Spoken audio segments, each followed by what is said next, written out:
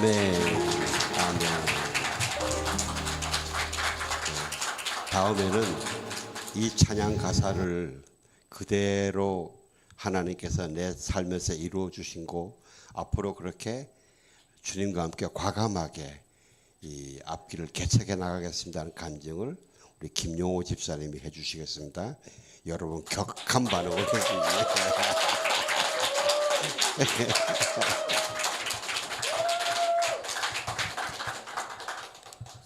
예, 먼저 간증의 자리에 세우신 하나님께 영광을 올려드립니다. 하나님께서 제 인생 가운데 베풀어 주신 은혜가 너무 많은데 이게 다 적을 수가 없어가지고 줄였는데도 참 상당히 많습니다. 이해해 주시기 바라겠습니다.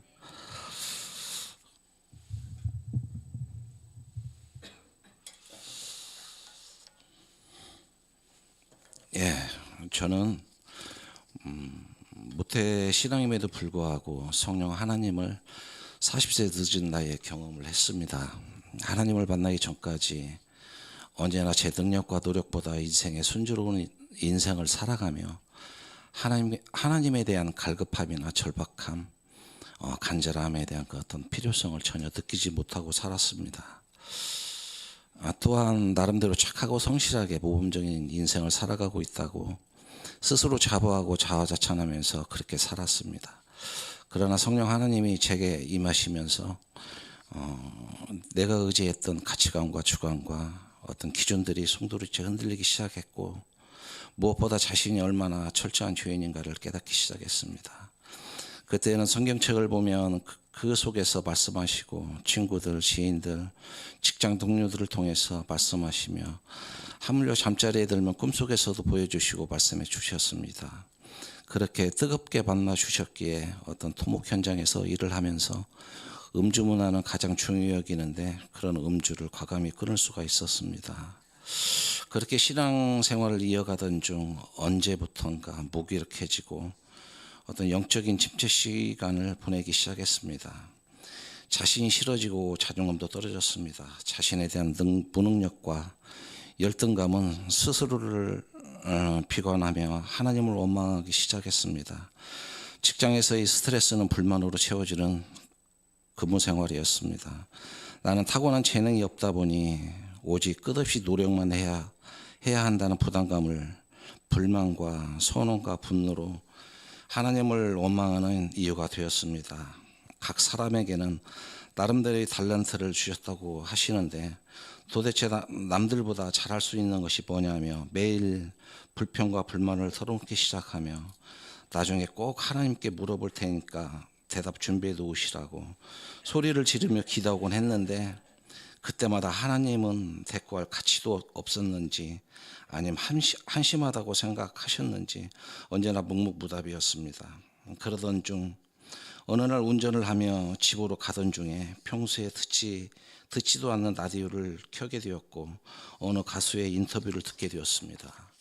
내용인즉 자신이 노래를 잘하는 것은 타고난 재능이라며 별 노력 없이 가요제에서 대상을 받고 음반을 낼 때마다 히트를 치고 돈과 명예와 인기도 다 얻었다고 한껏 자기 자랑을 하고 있었습니다. 한마디로 불난 집에 부채질을 하는 말로 들렸고 가슴속에 열이 치밀어 올라와 하나님께 소리를 지르며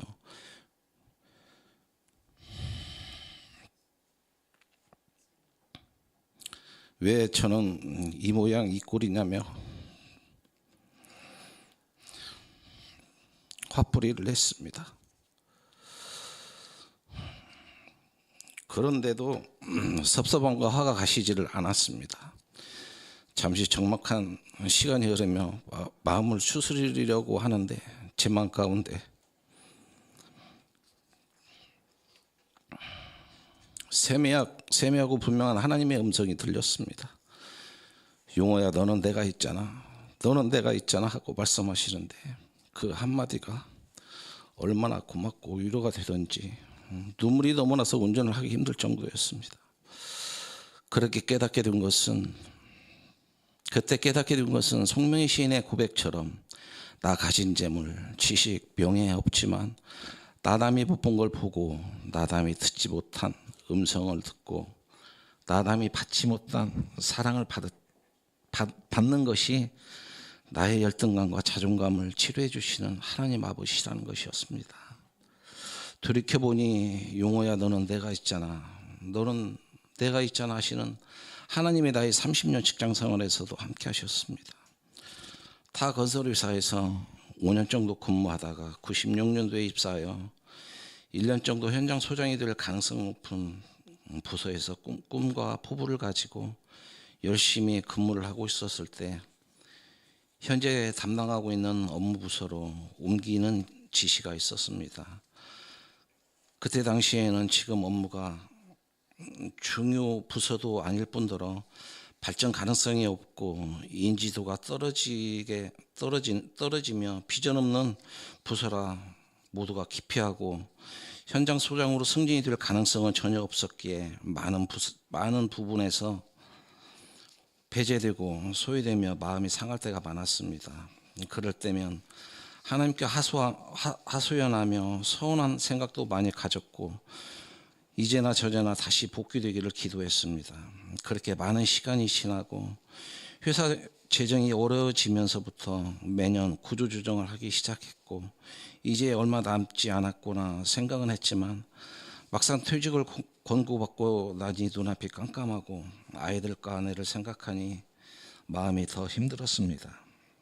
빨리 다른 직장을 구해야 한다는 초조함과 이 나이에 직장을 구할 수 있을까 하는 두려운 마음에 밤잠을 이룰 수가 없었습니다. 사직서를 제출하려 본사에 갔는데 담당 팀장이 저에게 퇴직을 하더라도 제가 있는 부서는 꼭 필요한 부서이고 현장 업무를 다 파악하고 있으니 계속 회사에서 근무하라는 말을 듣게 되었습니다. 제가 하는 업무는 법적으로 필요한 법정 인력이며 그 경력이 특급 자격증이 되어서 현장과 공사 수주를 할 때 반드시 충족되어야 하는 업무가 될 줄을 25년 전에 누가 알았을까요? 그래서 이직을 하더라도 나이에 위축되지 않고 오히려 대접받고 인정받는 그런 직장인으로 하나님은 앞서 준비하시고 계획하셨으며 지금껏 나를 지켜주셨습니다. 용호야 너는 내가 있잖아 걱정하지 말아라 나에게 맡겨라 하는 하나님의 음성은 내가 듣지 못했던 그때도 말씀하셨고 지금도 한결같이 말씀하고 계십니다. 이번 패밀리 캠프를 준비하는 과정에서도 또한 하나님이 함께 하셨음을 경험한 일이 있었습니다. 저에게 황성길 장로님의 가정을 모시고 가야 하는 미션이 주어졌는데 아마도 저희 가족끼리 가게 되었다면 소홀히 했을 차량 점검을 며칠 전부터 차량을 점검해 보라는 마음을 자꾸 주셨습니다.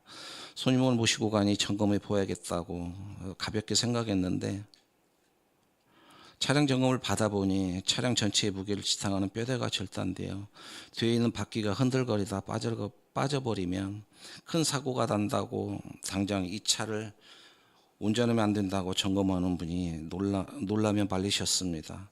저도 놀랐고 안도의 한숨을 내쉬며 우리 가족이 몇십 년 일찍 속도 위반하여 하나님을 들 뻔했구나 생각하며 하나님께 은혜의 감사를 드렸는데 그보단 제 마음에 뭉클함으로 다가온 것은 내가 지금도 하나님의 사랑을 받고 있구나라는 걸 다시 알게 되었기 때문입니다. 아직도 냉랭하고 무지한 나에게 남이 못 본 것을 보여주시고 남이 못 본 음성을 듣게 하시고 남이 받지 못한 사랑을 받게 한 일이 최근에 또 있었습니다. 하나님께서 보여주신 꿈에 대하여 간증을 하려고 합니다. 목사님께서 간증을 부탁한 전주였던 것 같습니다. 하루 이틀 간격으로 3번 연속해서 꿈을 꾸게 하셨는데 첫 번째 꿈은 어느 공사 현장 안에 있는 식당이었습니다. 제가 밥을 먹으러 식당에 갔고 큰 밥그릇으로 구봉으로 담아 아무도 없는 식탁에 내려놓고 무언가를 놓고 온 것 같아 주방을 갔다 돌아와 보니 제 앞에 모르는 분이 천진난만한 미소를 지으며 저를 한번 쳐다보더니 거리낌도 없이 제 밥을 먹고 있었습니다. 화가 났는데도 말은 하지 않고 속으로 분을 사귀고 있다. 다시 밥을 가지러 주방으로 갔더니 주방 아주머니께서 식사 시간이 끝났다며 나가라고 하셨습니다. 하는 수 없이 식당을 나왔는데 아쉬움과 배고픈 마음에 식당 주변을 서성이다 안 되겠다 싶어 다시 밥을 먹으러 가야지 하며 식당 문을 들어가려 하는데 그 식당 문이 일반적인 문이 아니라 큰 커다란 성문이었고 문 앞에는 투구를 쓰고 창을 들고 있는 2명의 군사로 보이는 사람이 저를 들어가지 못하도록 가로막는 것이었습니다. 그러면서 꿈을 깨게 되었습니다. 꿈을 깨고 나니 직감적으로 나는 천국에 들어가지 못하고 지옥에 가는구나 하는 생각과 함께 성경 말씀 중에 어느 왕의 결혼잔치에서 혼인의 복을 입지 않는 사람을 내쫓으라 거기에서 울며 이를 갈 것이라는 그런 장면만이 계속해서 떠오르다 보니 초조하고 불안한 마음에 회개밖에 할 수 있는 것이 아무것도 없었습니다. 너무나도 겁이 나 지금의 생각이 맞는 건지 묵상을 하다 보니 고복의 흰밥이 하나님이 내게 주신 축복인데 주신 애를 감사로 여기지 못하는 나의 죄악으로 인하여 마땅히 누려야 할 복을 남에게 빼앗기고 있다는 것과 나를 저지하는 군사의 모습에서 이제 천국잔치가 시작되어 천국문은 닫히고 하나님으로부터 이제 내침을 당했다는 생각으로밖에 묵상이 되지 않았습니다. 두려움에 떨며 회개를 거듭하면서 지금 제가 생각하고 있는 것이 맞는 것인지 하나님께 묻고 또 물으며 아니면 제게 말씀하시고자 하시는 다른 뜻이 있다면 말씀해 주십시오라며 기도해 봐도 아무런 응답이 없었습니다. 한순간도 그 꿈의 장면들과 묵상한 내용들이 나의 생각 속에서 떠나지 않았고 또다시 묵상하며 회개를 아무리 거듭해도 제 마음 가운데 마음의 평강이 없고 도리어 나는 지옥 간다는 생각에 견디기 힘든 죄책감과 눌림으로 위축되어 힘든 시간을 보내고 있었습니다. 꿈의 의미가 채 이해되지 않은 상황에서 이틀이 지나 하나님이 또다시 꿈을 꾸게 하셨습니다. 거센 바람이 불며 보슬비가 내리고 있었으며 먹구름으로 인하여 낮인데도 어둠이 짙게 내려앉았고 먼 발치에 보이는 강물을 보니까 한 차례 많은 비가 내린 것처럼 보였으며 내린 비로 인하여 언덕에 많은 골이 생겨있는 모습이었습니다. 땅은 비로 인하여 질척거렸고 제가 어느 모르는 여자의 손을 잡고 이끌며 이곳을 피해야 한다고 저 혼자 생각을 하고 있었습니다. 비로 인하여 움푹 패인 골짜기를 지나 또 다른 골짜기를 마주하여 그곳을 건너야 하는 상황이 되었습니다. 패인 골짜기를 건너가야 하는데 지면이 미끄러워 한 손을 짚어야 하는 상황이 발생되었고 손을 내밀어 땅을 짚으려고 하는데 질척거린 땅 위에 수많은 구더기가 꿈틀거리고 있는 모습을 보며 도저히 짚을 수가 없어 돌아서는 순간 꿈을 깨게 되었습니다. 깨어 생각을 해보니 그 구더기가 나의 수많은 죄의 모습으로밖에 생각이 들지 않았습니다. 또다시 회개와 용서를 구하며 해석되지 않는 꿈들과 들리지 않는 하나님의 음성에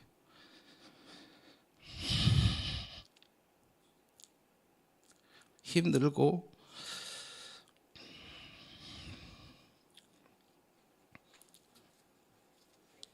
마음도 무겁고 지쳐 그래 나는 죄인이야 채였냐 마음에요.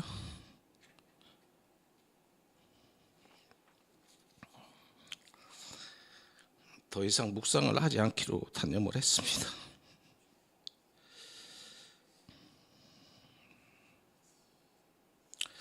그런데 하루가 지나 또다시 꿈을 꾸게 하셨습니다. 김영래 사모님과 단둘이 길을 가고 있는데 사모님께서 저한테 대뜸 교회를 책임지세요라고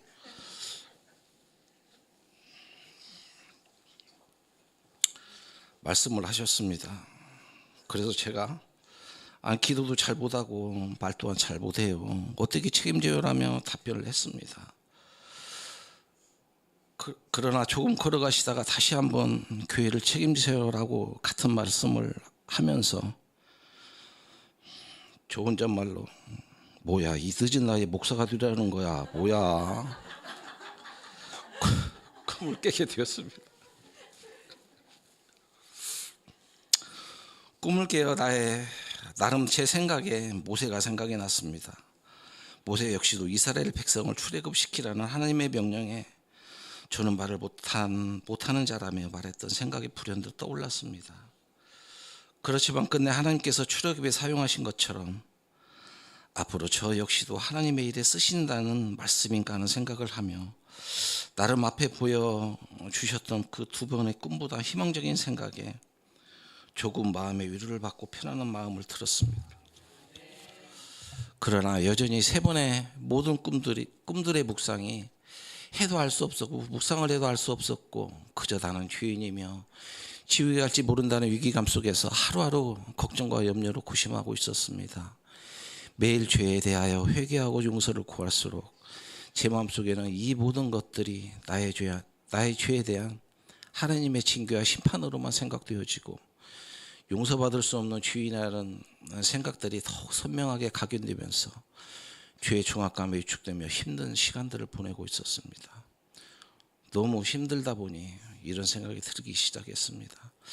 하나님 앞에 죄인임을 인정하고 고백하며 매일 회개와 용서를 구하는데도 마음이 왜 이렇게 편안하지 않는 건가 하며 이것이 정말 하나님이 원하는 일일까 하는 생각이 들기 시작했습니다. 그러다 보니 이제껏 보여준 꿈에 대하여 나름대로 묵상한 생각들이 맞는 걸까, 제대로 하고 있는 걸까, 이것이 정말 하나님이 주신 메시지인가를 생각이 들기 시작하며 목사님의 말씀처럼 하나님이 보여주시는 것은 어느 하나도 가볍게 여기지 말라는 말씀이 생각나서 다시 묵상에 집중해 보았습니다. 묵상하던 중에 지금껏 부정적인 생각으로만 보았던 꿈들을 긍정적인 시각으로 바라보라는 마음이 들기 시작했습니다. 긍정적인 생각으로 꿈을 하나하나 곱씹어 보니 처음 묵상한 생각과 전혀 다른 꿈으로 해석이 되기 시작했습니다. 처음에 고봉으로 담은 밥을 하나님의 복으로 생각하며 내 밥을 먹고 있는 다른 사람이 나의 복을 가르치고 있다는 것에 분노의 마음이 들었던 처음의 생각들이 도리어 고봉의 밥이 나의 상처, 아픔, 열등감, 근심, 염려, 모난 성격, 위선, 시기와 질투, 낙심, 절망, 세상적인 생각 등등의 지금의 내 안에 있는 모습으로 보였고 하나님께 나가지 못하게 하는 장애물들을 도리어 하나님이 보내신 사람이 대신하여 나를 도우시고 해결해 주는 모습으로 보였습니다. 또한 식당의 아주머니의 식사 시간이 끝났으니 이제 나가라는 것은 허긴 배고픔을 세상적이고 육신적인 공급으로만 채우지 말고 영적인 공급으로 피폐해진 내 영혼을 보호하시라는 하나님의 도움으로 생각이 되었습니다. 군사들이 지키는 모습은 식당은 세상이었고 그곳에 들어가려고 하는 나를 강제적으로라도 막아서 세상의 유혹과 염려, 두려움에서 건져주시고 또 앞으로도 지켜주시겠다는 하나님의 도우심으로 묵상이 되었습니다. 모든 방법이 차단되었을 때만 하나님을 찾고 하나님을 만나는 무지하고 고집스러운 나를 하나님은 가장 안전하게 나의 영혼을 지켜주시고 계셨습니다. 두 번째 꿈에서 보여주신 구더기들은 단순히 나의 더러운 죄로만 생각이 들어 힘들고 괴로웠는데 다시금 묵상하며 알게 되게 하신 것은 거세게 불던 바람은 성령의 바람처럼 느껴졌고 보슬비로 흠뻑 젖어 있는 내 모습이 성령의 담비라는 것을 알게 하셨으며 강한 성령이 내게 임하여 영적인 눈으로 세상을 보았을 때 구더기처럼 더러운 세상의 나의 의지와 열심으로 미혹의 손을 잡고 힘겹게 골짜기를 건너는 나의 모습을 보게 하셨고 나를 불쌍히 여기어 이제는 돌아서 하나님의 손을 잡고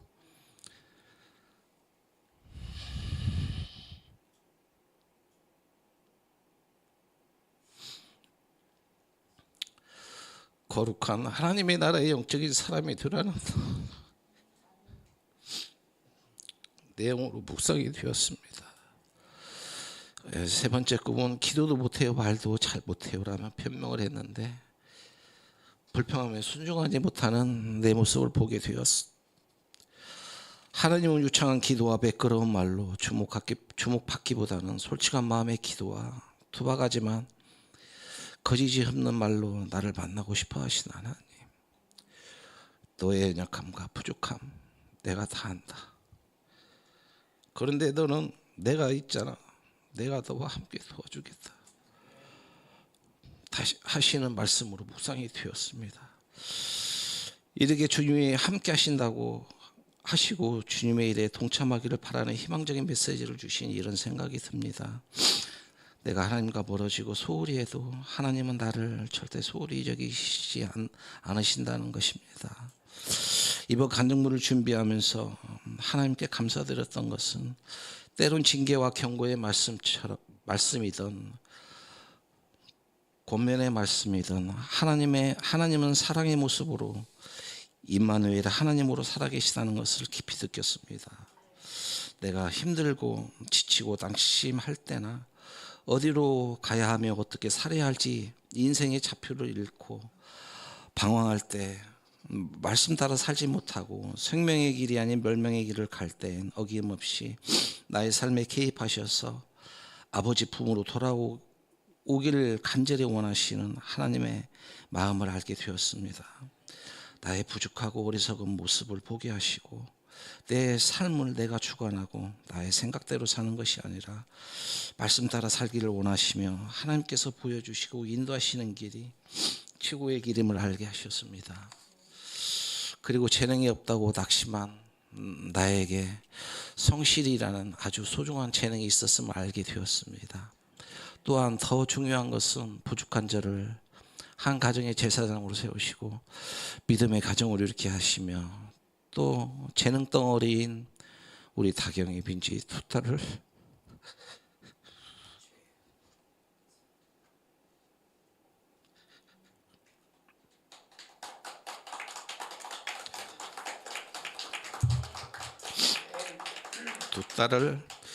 저에게 맡겨 주셨다는 것을 알게 하시니 가슴이 뭉클하고 감사라는 말이 절로 나옵니다. 간증물을 쓰려고 하면 이 정도 가지고 감사라고 하겠어라며 더 큰 감사 일을 써야지 이 정도 가지고 하나님을 감동시킬 수 없다며 계속해서 마음을 집중하지 못하게 하는 사단의 속임수와 그 내 안에 있는 그 교만은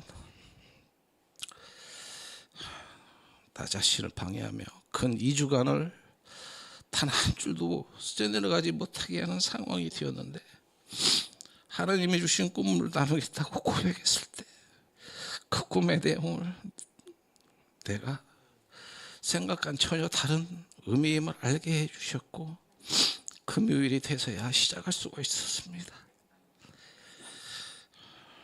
이번 준비를 통해서 나만 하나님이 이루셨구나 생각하며 꿈을 통해 하나님의 생각을 나는 절대 알 수 없을 것이라고 답답해하며 낙담했으나 간절함과 청직함으로 하나님께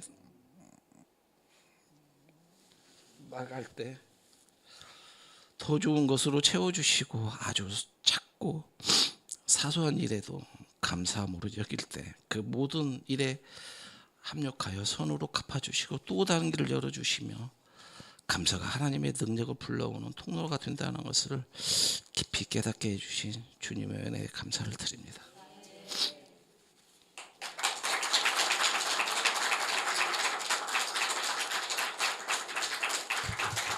감사합니다. 다경아, 이 간증문 전문 있잖아. 복사해서 너는 네 집에 가보러 가져가야 돼. 민지도 전해줘. 간증을 쭉 들으면서 아까 찬양 두려움 없이 그 땅을 밟음도 나를 붙드시는 하나님의 은혜라. 그래, 계속 두려움 없이 하나님 손잡고 가시기를 다시 한번 부탁드립니다. 예, 감사합니다. 네, 다음에는 우리 교회에 속한 하나님의 군대지만 세상의 군대인 우리 명로역 군이 나와서 연주를 해주시겠습니다.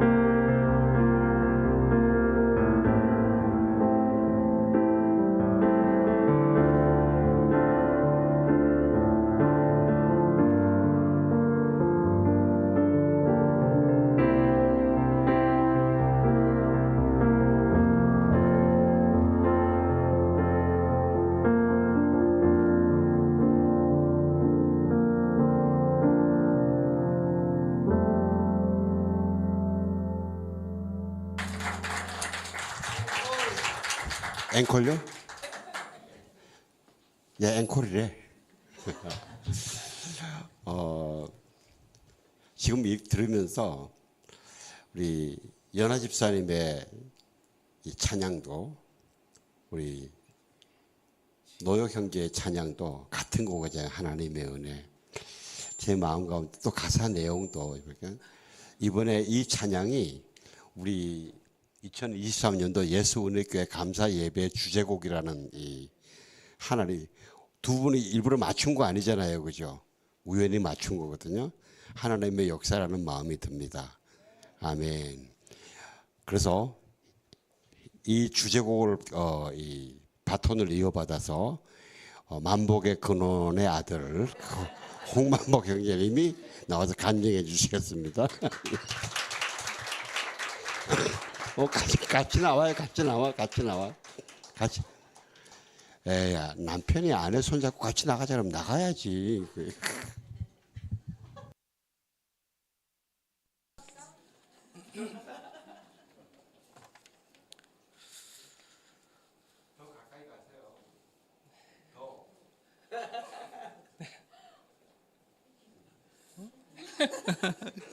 아까 연습할 때 다경이하고 수호는 서로 남남이니까 같이 붙을 수 없었는데 지금 둘을 보니까 아무리 붙어도 괜찮아요.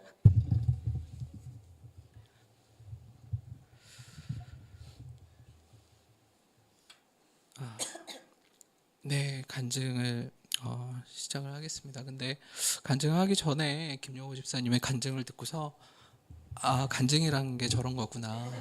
이제 네, 그 전에 이제 그 간증을 하라는 이제 부탁의 말씀을 듣고서는 간증이 뭐지라는 이제 그 의문이 계속 있었거든요. 간증은 어떻게 하는 걸까? 이제 그런 거에 대해서도 제가 잘 모르고 그랬었는데 오늘 김용호 집사님의 그 간증을 듣고서 요렇게 하는 거구나 이제 확실히 알 수 있었습니다. 그래서 좀 부족하긴 한데요. 그러면은 네, 시작을 하겠습니다. 네, 다들 아시는 것처럼 올 한 해 저에게는 정말 많은 일이 있었습니다. 언제나 이렇게 지금 생각을 해보면 언제나 삶에 있어서 변화라는 거는 짧은 시간에 굉장히 급격하게 그렇게 발생하는 것 같아요. 그래서 제가 예상치 못했던 순간에 그전에는 너무나 잔잔하게 흘러가던 시간이 제가 예상치 못했던 시간에 갑자기 너무나 급격하게 이제 그렇게 변하는 항상 저에게 그렇게 오는 것 같습니다. 그래서 저에게 제 아내를 만나기 전 5년의 시간이라는 것은 마치 그 사진 속에 이렇게 박제해 놓은 시간처럼 그냥 정지해 있었습니다. 모든 것이 정지해 있었습니다.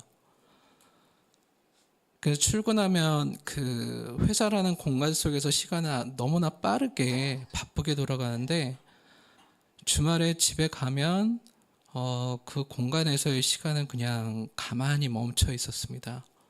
모든 것이 정지된 채로 다만 5년이라는 그 시간의 무게만큼 이제 모든 게 조금씩 낡아만 가는 그런 상태였습니다. 근데 저는 이제 그 시간이 정지된 그 공간 속에 그냥 들어가가지고 그냥 가만히 있었습니다. 아무것도 안 하고 그냥 가만히 있었습니다. 어디로 가야 할지 아니면 왜 걸어가야 하는지 그 의미를 아예 상실한 채로 그냥 가만히 있었습니다. 그 공간 속에서 마치 그 성경에 나오는 베데스다 못가에 하염없이 그냥 앉아있는 안진뱅이처럼 그냥 저는 가만히 있었습니다. 이제 그렇게 한 4년의 삶을 그렇게 살아왔는데요. 근데 이제 작년 초에 이제 주님께서 저에게 이런 말씀을 주십니다. 일어나 너의 자리를 들고 걸어가라.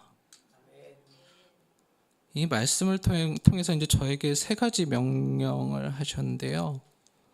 일어나라. 너의 자리를 들어라.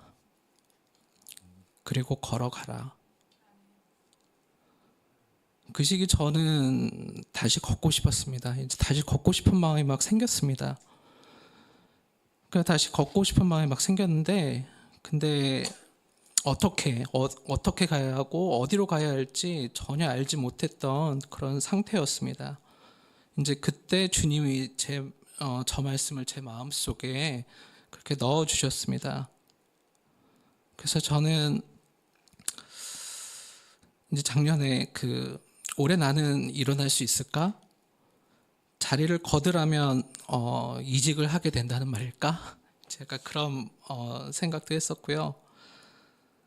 그리고 걸어간다면 어디로 걸어가야 할까요? 그렇게 주님께 계속 물어봤습니다. 어디로 걸어가야 하나요?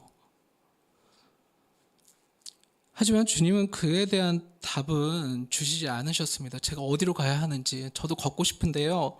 어디로 가야 하나요?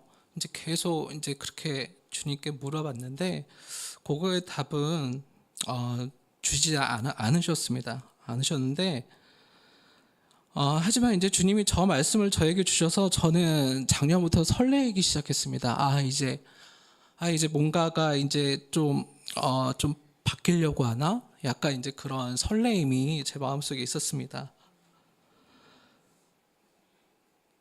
그러다 작년 9월 18일 제 아내를 만나게 됐습니다.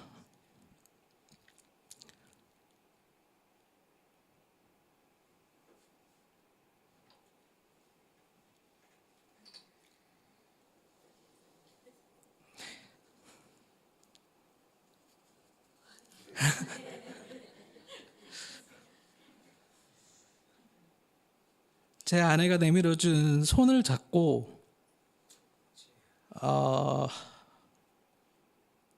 저는 5년 만에 다시 일어날 수 있었습니다. 그리고 이제 올해 결혼 준비를 하면서 저는 이제 새로운 보금자리를 만들기 위해 이사를 했습니다. 주님 말씀대로 정지된 그 공간을 정리를 하고 그 자리를 올해 걷어 버릴 수 있었습니다.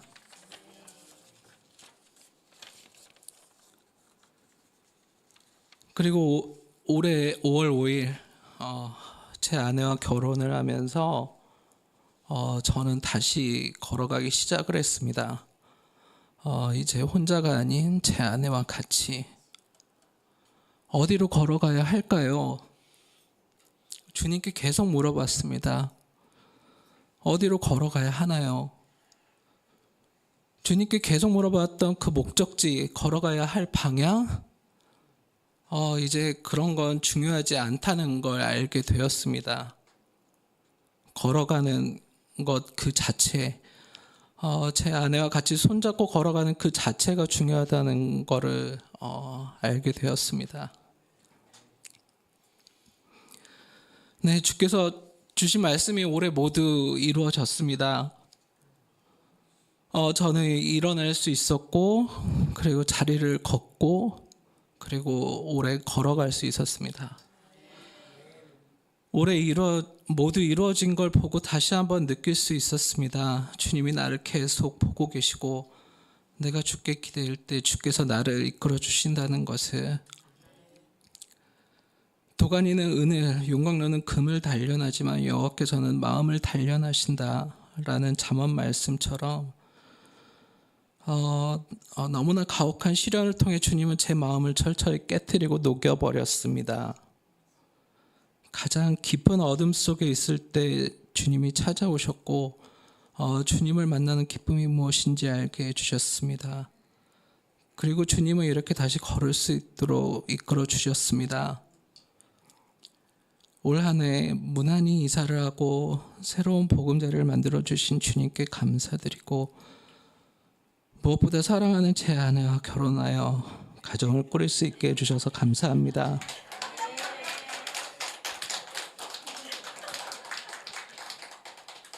그리고 마지막으로 제 아내 안두경이 수술을 잘 받을 수 있도록 그 자리에 함께 해주시고 잘 회복될 수 있도록 해주신 주님께 감사드립니다.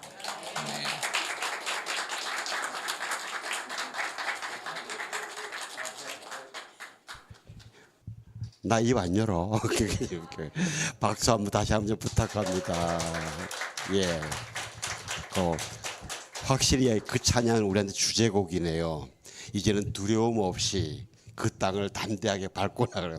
이제 전에는 혼자 나갔는데 이제는 두 사람이 손잡고요. 네. 이제 다음에는요.